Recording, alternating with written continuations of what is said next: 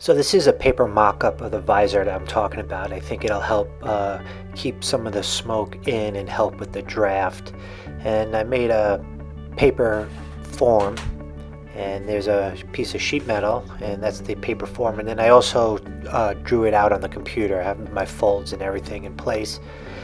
And then I just proceeded to cut it out. Here's my shears, and I had to use this massive guillotine to cut long straight lines, but I also had to rely on my Harbor Freight Beverly shears.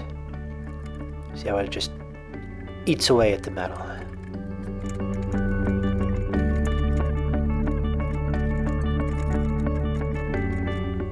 So along with those and a little tin snipping, there's my shape. So here's a toy that I've had for a while but haven't had a chance to use.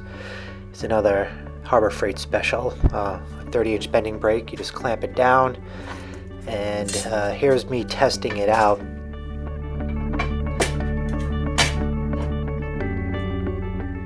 Here I'm going to show demonstration.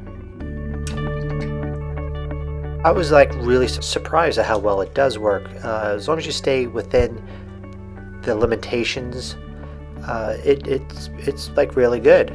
Really impressed with this. Another thumbs up for our Harbor Freight tool.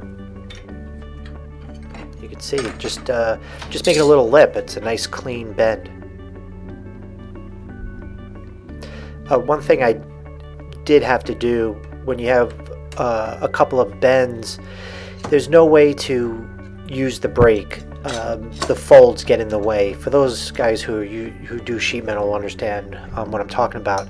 But here's another Harbor Freight tool. It's a sheet metal pliers, and I kind of used my bench and this piece of plate steel to act like a brake, using my Harbor Freight clamps. Yes, I own a lot of Harbor Freight tools.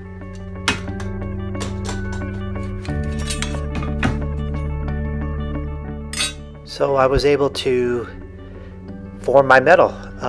It came out really nice for my first time ever really using a bending brake. And there's some tabs I plan on using to hold that in place, but I'm pretty happy with it. Well, there you go. I'm pretty amazed what that Harbor Freight bending brake can do. It has its limitations. I must have paid only maybe $40 for it, maybe even less. It was on like super sale with the coupon. But anyway, taking a flat piece of sheet metal like this, forming it into this, which is pretty crude. Try to make this sort of visor out of one piece of metal, and I did it. What I need to do is remove the galvanized coating on this and attach it to the forge. Let's do it. So actually, before I dip it in acid, I'm going to figure out how I'm going to attach it. I formed or cut out those tabs, and I think we're just going to drill a hole and bolt it in. One hole on each side, one bolt on each side.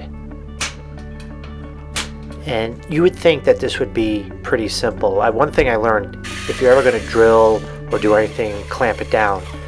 And I was able to power through using my drill, but every time I would fit the bolt, it was the wrong size. I must have done this like 4 times. You would think eyeballing a bit to fit a bolt would be easy, but apparently it takes me at least 5 tries. And then finally I got it. I did have to do some filing to just get a really nice secure fit. And you can see that red line. I put that in after a long trial and error of getting the visor in the perfect location. And here I am just clamping it down again, and I drilled it like I did before. You might be asking, like, why don't I just get regular sheet metal? Well, this galvanized metal, I get it from the scrapyard, and it's extremely cheap. Even if you factor in the removing of the galvanized coating, it's still a lot cheaper than any other options I have out there. So I do have this little bit of a gap. Here I am closing just by pushing with my finger. So the way I'm going to keep that or close that gap is I'm going to weld an L bracket there. I have a washer as a spacer, and hopefully when I tighten it down, it'll pull the sheet metal up, sort of like what my finger did, and close up that gap. So I welded it. Now I'm just drilling the hole in the bottom of the sheet metal. You see this is, hopefully it'll pull the sheet metal up. And it works, but I must have miscalculated a little bit, because that's as tight as it goes, and I do still have a bit of a gap, but I'm not going to worry about it. I think it's pretty good. Well, there you go. From my first initial idea of a visor to actual paper comp and to the final product, I'm pretty happy with the way this turned out. You know, once again, it's to help keep the smoke in if any while the fire's going. If any smoke was to pour out, I think this would help capture and make it go right up the chimney. I'm pretty much done with this. I might have to just want to give it a good coat of the high temperature black paint to make it look all nice and spiffy, and also keep it from rusting. I do have a lot more work to do on the smithy, but I'm getting there. I really am. I can really see myself forging fairly soon. I have to do some piping work, a little bit more of sound insulation, but I'm really close, guys. Anyway, listen, if I can do something like this, anybody can. I am really new to shaping metal, you know, bending, forming, welding. It's all new to me, and as I always say, I just don't have a lot of free time. So if anybody's out there and they're in the same boat, you can do it. If I can do it, you can do it. No excuses. Anyway, thanks for watching another episode of my tiny blacksmith shop, and yeah, stay tuned for more. Evil Twin X, signing off.